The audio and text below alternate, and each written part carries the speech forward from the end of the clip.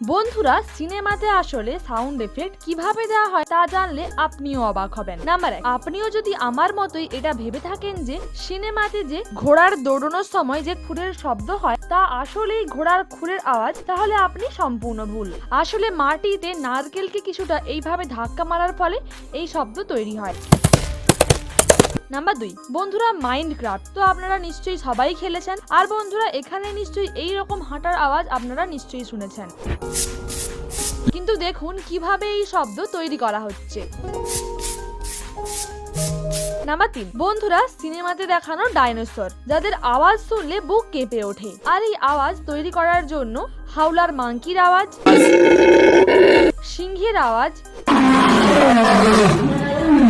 চিতার আওয়াজ সহ আরো অনেক প্রাণীর আওয়াজকে একসঙ্গে যুক্ত করে এই আওয়াজ তৈরি করা হয়। ভিডিওটি ভালো লাগলে অবশ্যই লাইক করে দেবেন।